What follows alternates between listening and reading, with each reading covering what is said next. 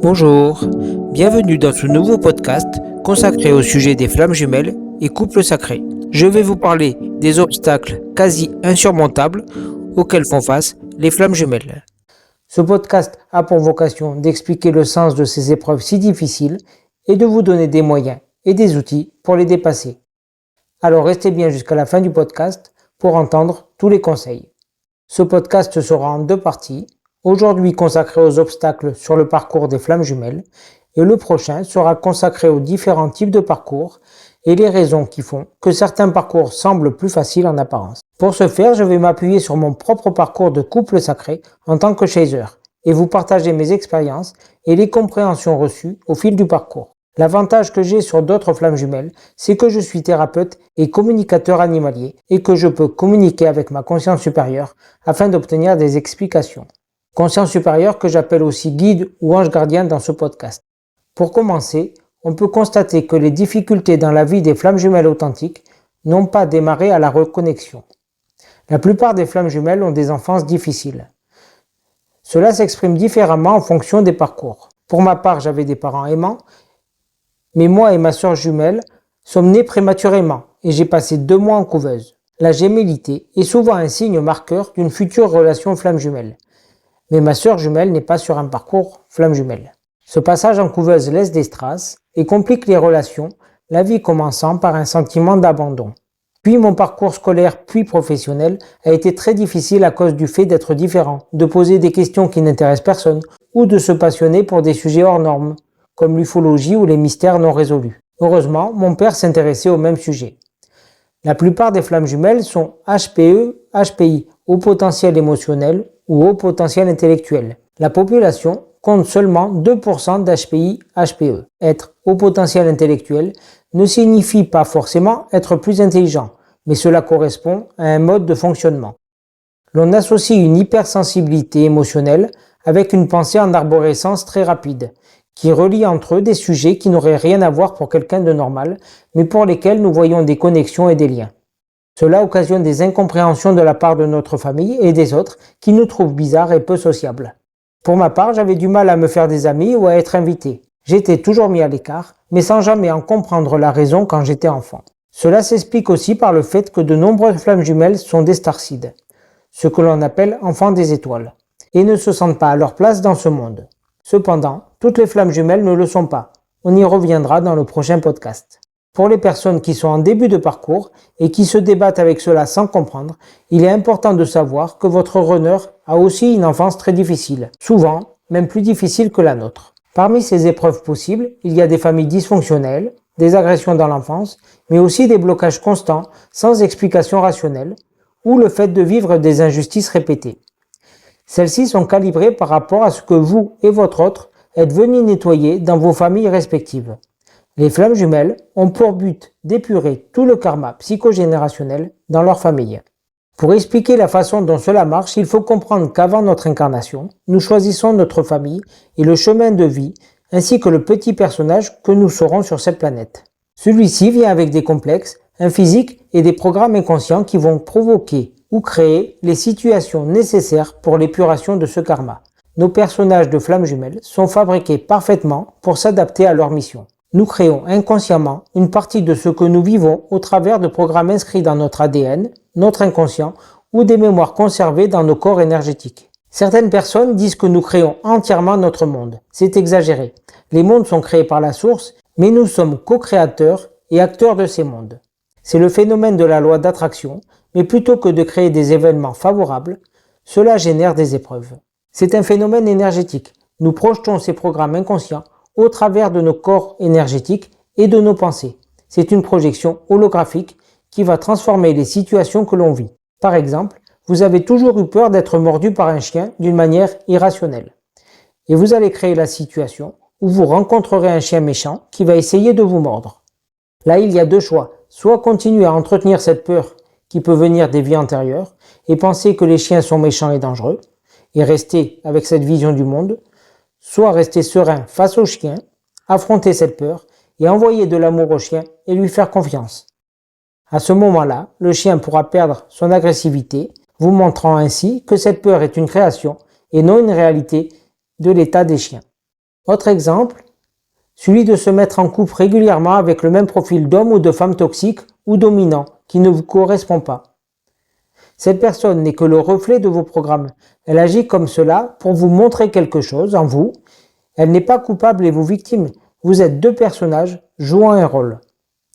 Il est indispensable de comprendre que bien que nous sommes responsables de ce que nous vivons dans le sens où nous en sommes créateurs, il ne faut pas croire que nous sommes nuls, pleins de défauts et que nous manquons de valeur.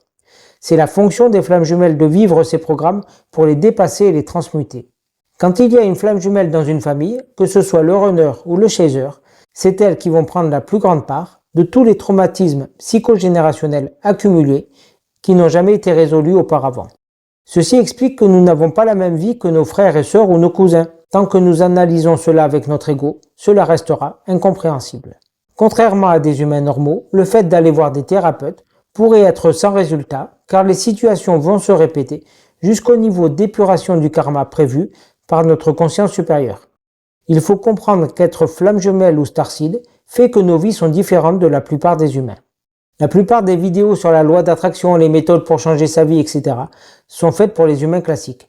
Ces méthodes ne s'appliquent pas directement aux flammes jumelles, car nous avons toujours créé notre vie et tout notre parcours avait pour but de nous mener à la rencontre de notre flamme jumelle, mais sans en avoir conscience. Avant de comprendre cela, je me demandais sans cesse pourquoi il y avait toujours tant de difficultés et d'obstacles malgré le travail sur moi, et pourquoi les autres personnes ne vivaient pas la même chose. J'ai pu le comprendre durant le parcours de flamme jumelle. Pour vous donner des exemples, ma vie ressemblait au personnage de Pierre Richard. Si un oiseau passait au-dessus de la cour d'école, sa crotte tombait sur mon cartable. J'ai subi des injustices constantes, puni pour rien à l'école, à la place d'autres élèves. J'ai été licencié plusieurs fois sans raison. J'ai fait une faillite d'entreprise inexplicable, avec toutes les commandes représentant plusieurs mois de travail qui ont été annulées le même jour par des clients différents. Plus une vie sentimentale proche du néant. Et je pourrais continuer ainsi pendant des heures et faire mon Calimero. Mais il est indispensable de sortir de la position de victime. Nous ne sommes pas victimes, mais acteurs de ces difficultés pour les épurer. C'est pour cela qu'il faut s'aimer tel que nous sommes, avec nos qualités et nos défauts.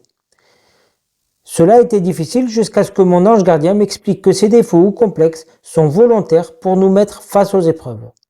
Les épreuves et le monde extérieur sont le miroir des programmes intérieurs.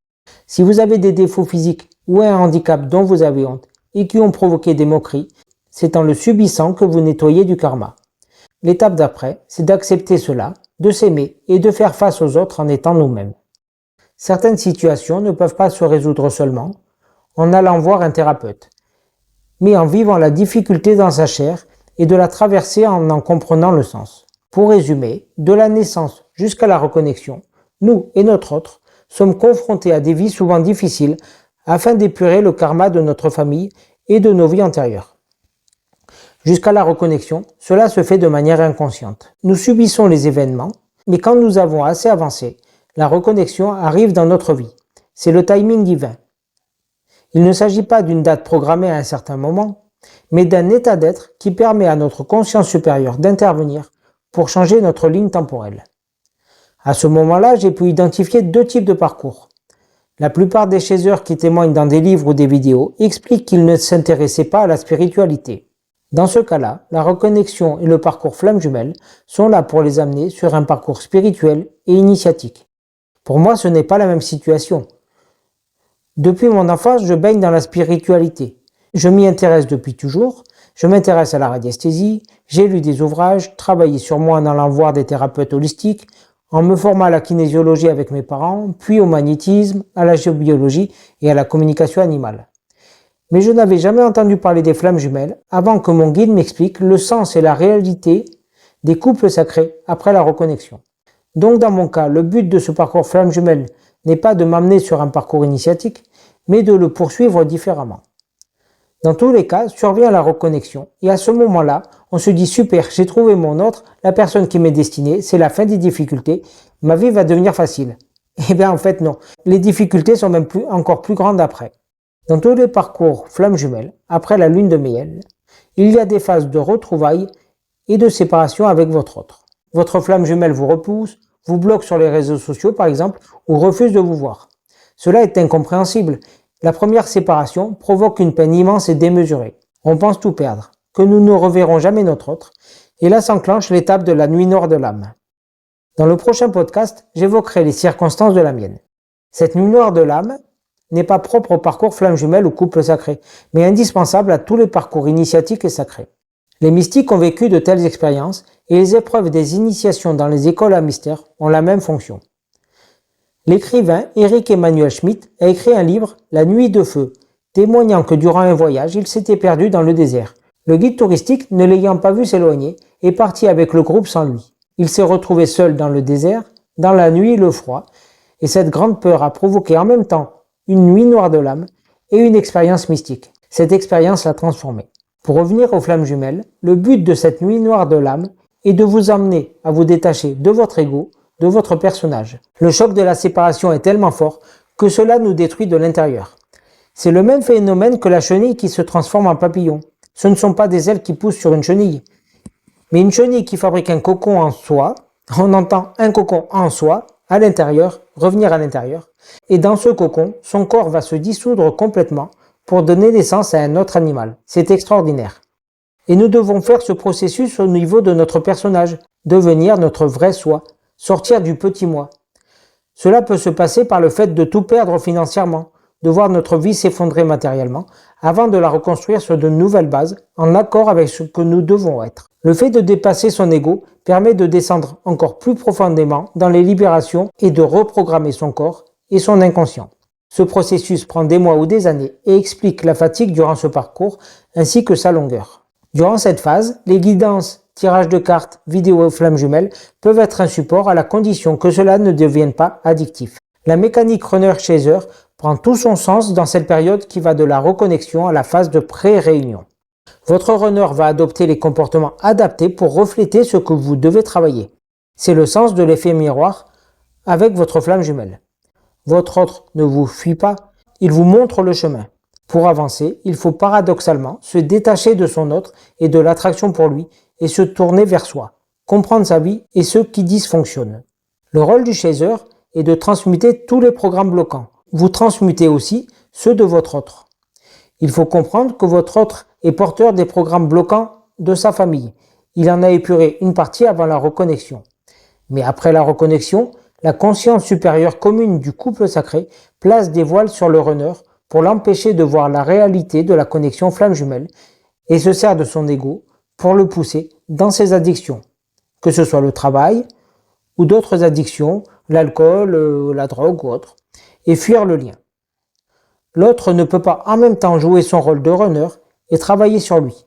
Votre autre va donc vous envoyer aussi les charges karmiques sur lesquelles il ne peut pas travailler. C'est donc bien au chaser, à nous premiers cheminants, de comprendre le sens de cette mécanique de l'effet miroir, d'accepter les blocages, les difficultés et de comprendre à quoi cela fait référence, puis de travailler sur soi pour les dépasser. En tant que chaser, il ne faut pas penser que notre autre ne fait rien et ne travaille pas sur lui. Rien n'est plus faux. Vous êtes déjà en couple avec votre autre sur toutes les autres dimensions existantes et reliés énergétiquement. Votre autre vous aime autant que vous l'aimez, même si ses agissements peuvent montrer le contraire, surtout s'il vit avec une tierce personne. Mais encore une fois, il ne faut pas voir cela au travers de l'ego et des relations classiques. La tierce de votre autre est une âme sœur qui participe à son évolution spirituelle. Ne détestez pas la tierce de votre flamme jumelle, acceptez-la et aimez-la pour ce qu'elle apporte à votre autre. Si cela est comme ça, c'est qu'il y a un but à cette situation. Nous sommes séparés sur cette planète de fous pour provoquer cette mise en route sur ce chemin de croissance spirituelle. L'attraction pour notre autre et l'espoir de la réunion jouent le rôle de lumière au bout du tunnel. La réunion est une étape nécessaire sur le parcours, mais difficile à atteindre. Alors concrètement, quel est le travail à faire ? Il s'agit déjà de bien comprendre le sens de cette mécanique de miroir, de l'accepter sans râler ni se plaindre, de s'aimer inconditionnellement, de nous aimer autant que nous aimons notre autre, de regarder ce qui est bloqué dans notre vie. Quelquefois cela est difficile à comprendre, car cela peut venir des charges karmiques de son autre, comme je viens de le dire. Car s'il y a un blocage dans la relation, un des deux est porteur d'un programme de blocage. L'expression de ce blocage sera différente de la situation qu'il a générée, mais il en aura la même symbolique. Par exemple, vous effectuez le travail que vos parents ont décidé pour vous. Vous n'avez pas choisi, mais vous acceptez d'être médecin ou avocat car vous gagnez bien votre vie et avez trouvé un équilibre. Mais êtes-vous à votre place sur le bon chemin pour vous? Dans ce cas-là, les actions de votre autre auront pour but de vous montrer que vous n'êtes pas aligné avec vous. Imaginons que vous soyez un médecin qui prescrit des médicaments allopathiques par habitude, conformisme, alors que votre petite voix vous dit de vous former à l'homéopathie. Votre autre pourra par exemple rompre la relation, vous fuir et se mettre en couple avec un thérapeute holistique ou une personne qui sera le modèle de ce que vous fuyez. Et cela se répétera tant que vous n'aurez pas changé, soit en changeant de travail, ou alors en restant dans le même métier, mais en l'adaptant à vos valeurs propres. Ce n'est pas tant le métier qui compte, on peut être artisan, boulanger, électricien, ingénieur, ce qui compte, c'est la façon de le faire, en étant aligné avec son soi authentique. Le blocage ou la difficulté peut vous amener à sortir de votre zone de confort et à trouver des solutions innovantes. Par exemple, votre autre vit à l'autre bout du pays, mais vous avez peur de conduire la nuit sur de longues distances, et vous avez décidé de vous voir dans un mois. Donc vous achetez des billets de train, et la veille du départ, la SNCF est en grève. Que faites-vous?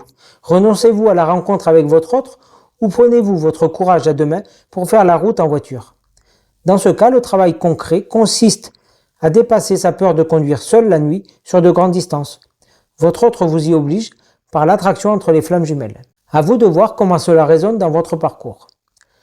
Ce processus de progression puis de nouveaux blocages se répétera tant qu'il y aura des programmes à transmuter. Il n'y a pas de retour en arrière. C'est comme si l'on chemine sur un ressort. On fait un tour, il y a une situation à dépasser, puis un nouveau tour, un blocage, mais nous progressons sans cesse. Lorsque l'on transmute un programme que nous a montré notre autre par son comportement, il y a obligatoirement une réponse de sa part pour vous le montrer. Si vous êtes en contact, il pourra vous le dire, ou organiser de lui-même une rencontre imprévue. Ou alors, la vie fera que vous le croiserez par hasard. Mais si vous êtes éloigné, comme dans mon cas, il y aura soit une réponse concrète dans la matière, comme un message, soit une réponse énergétique sous forme de synchronicité. Cette synchronicité sera spécifique et tellement précise que cela signe le lien avec ce que vous venez de vivre. Par exemple, à la suite d'une séance que j'ai réalisée avec un thérapeute pour travailler sur les difficultés relationnelles en lien avec le psychogénérationnel porté par mon nom de famille, mon autre a modifié les informations sur son profil Instagram en lien avec son nom. Et mon autre vit sur un autre continent et ne savait pas que j'allais effectuer cette séance. Autre exemple concret tiré de mon parcours afin de donner des exemples sur quoi travailler. Mon autre vit donc sur un autre continent, en Amérique. Et la reconnexion s'est faite à distance sur les réseaux sociaux. Ce que me montre cette situation, c'est que je ne suis pas à ma place en France et dans la façon dont je vis ou travaille. J'ai dû trouver des solutions et l'argent pour aller aux États-Unis, ce que je n'avais jamais fait malgré mon attraction pour ce pays depuis mon enfance. Et cette attraction a pris son sens après la reconnexion, bien sûr. Donc le premier travail est de trouver des solutions concrètes pour rendre les voyages possibles. J'ai donné des conférences, demandé de l'aide à des amis, toutes choses que je n'aurais jamais osé faire auparavant. J'ai donc trouvé les moyens pour aller la rencontrer aux États-Unis. J'y suis allé 3 fois, mais cela n'a pas été suffisant pour accéder à la réunion. Car sans rien dévoiler de mon autre, je peux vous dire que dans son domaine d'activité, elle est célèbre. Et cela complique encore les choses. Et avant de pouvoir prendre ma place là-bas, je dois d'abord réussir par moi-même, être sûr de moi, oser me mettre en avant. D'où la création de ma chaîne YouTube. Mais au début du parcours, je m'étais dit que je devais axer mon travail sur la réunion et toutes les difficultés relationnelles avec les filles.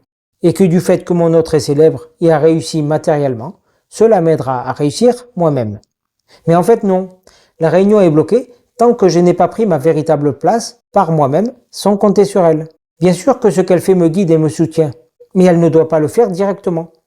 La réunion de 2 flammes jumelles est la réunion de 2 êtres libres et souverains, capables de vivre un amour inconditionnel.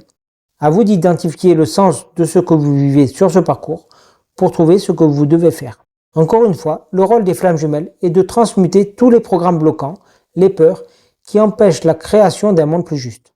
Toutes les difficultés qui surviennent entre la reconnexion et la réunion n'ont que ce seul objectif.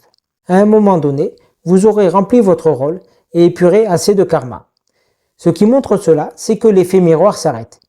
Il n'y a plus de retour de votre autre quand vous avez dépassé un obstacle ou à la suite d'une séance avec un thérapeute. Les difficultés dans votre vie s'éloignent et vous arrivez à vous maintenir dans le moment présent sans souffrir du manque de votre autre. Vous vous alignez à votre mission de vie, c'est-à-dire ce pourquoi vous êtes là. Vous ne pouvez le savoir qu'en étant connecté à votre intuition, sans ego. Si vous en êtes arrivé là, vous êtes à l'état dit de complétude. À ce moment-là, votre autre peut entamer la phase de travail sur lui pour sortir de ses addictions, en ne se concentrant que sur lui. Et la conscience supérieure va peu à peu lui enlever les voiles qui l'empêchaient de reconnaître le lien flamme jumelle ou couple sacré. C'est ce que certains appellent le switch. Cependant, il y a une chose importante à connaître. La phase de complétude ne signifie pas automatiquement la réunion. Avant celle-ci, il y a l'épreuve finale, l'épreuve ultime, qui nous place face à nous-mêmes et que nous devons dépasser afin de prouver que nous sommes capables d'arriver à la réunion. Un peu comme dans les jeux vidéo, à la fin des niveaux, il y a le plus gros monstre à affronter. Et à ce sujet, je vous mets un lien en description d'une vidéo de la chaîne, la Minute du Traité, qui consacre une vidéo complète à ce dernier coup de grâce pour plus d'explications. Et sa vidéo est complémentaire à la mienne. Par exemple, dans mon cas, ce dernier coup de grâce est un problème immobilier. J'ai acheté il y a 7 ans une maison que je n'ai jamais pu habiter car les propriétaires avaient menti sur les droits d'accès et occupé un jardin sur la parcelle des voisins. Et les voisins ne m'ont jamais laissé passer. J'ai intenté une action en justice contre les vendeurs et la notaire pour faire annuler la vente pour dol, c'est-à-dire mensonge. J'ai perdu le premier procès il y a 5 ans au tribunal de grande instance, j'ai donc fait appel. Puis en novembre dernier, novembre 2024, contre toute attente, j'ai perdu le procès. Et je paie le crédit à fond perdu. Et c'est cela le dernier coup de grâce. Je pensais gagner le procès, et là j'ai pris un gros coup sur la tête. Payer toute sa vie une maison pour rien, et être jugé coupable alors que l'on est la victime de menteurs. Et ce jugement est incroyable. Mais tout le travail spirituel de lâcher prise, de maintien dans le moment présent, m'a permis de rester sans colère, et de regarder la situation avec du recul, sachant que cela avait forcément un but. Et par miracle, des solutions sont arrivées. Cela va me coûter encore un peu d'argent, mais le problème de cette maison va être résolu définitivement d'ici 1 mois ou 2. Je ne les détaille pas ici car c'est en cours. Ce qu'il y a à comprendre de cette situation, c'est que j'ai épuré du karma familial en lien avec des problèmes immobiliers et d'injustice en allant jusqu'au bout. Mes grands-parents et mes parents ayant subi des problèmes immobiliers analogues. Mais je résous aussi un problème immobilier en rétablissant la vérité, en faisant établir des actes authentiques et clairs sur les accès. J'ai éclairé et mis en lumière ce qui avait été caché. Ceci n'aurait pas trouvé de solution si je n'avais pas eu le courage et la force d'avancer à chaque obstacle en restant dans la sérénité et la confiance, dans la providence et la guidance de ma conscience supérieure. La présence énergétique de ma flamme jumelle m'a aussi aidé, ainsi que l'aide matérielle de ma mère. Après, il est logique de ne pas pouvoir acheter une maison en France si ma place n'y est pas et mon futur en Amérique. Donc, si vous êtes au stade de la complétude, sachez qu'il peut y avoir une épreuve ultime avant la réunion, mais que vous avez les moyens de la dépasser. Donc, pour résumer, quasiment tout ce que l'on vit dans ce parcours de flamme jumelle ou couple sacré est signifiant. Nous subissons ces épreuves pour les dépasser afin de permettre l'avènement d'un nouveau monde dont nous sommes porteurs. Les personnes non flamme jumelles ou starseed ne pourraient pas affronter tant d'épreuves et des difficultés qui se répètent. Une fois l'épuration du bagage karmique qui nous avait été assigné à l'un et à l'autre, nous pouvons et devons utiliser notre pouvoir de création pour engendrer le monde que nous voulons. Non plus inspiré par notre ego et nos programmes obsolètes, mais par et au service de notre conscience supérieure. La réunion physique avec notre autre en tant que couple sacré fait bien sûr partie des possibilités et des obligations des flammes jumelles. Nous pouvons ainsi servir d'exemple pour que tout le monde suive ce chemin et arrive à vivre en accord avec son soi authentique, en étant aligné avec sa conscience supérieure et créer ainsi des couples libres et souverains. Et c'est bien cela le nouveau monde. Merci d'avoir écouté ce podcast. S'il vous a plu, n'hésitez pas à le liker et à le partager à vos proches. Et à bientôt pour le prochain podcast sur les différents parcours de flammes jumelles.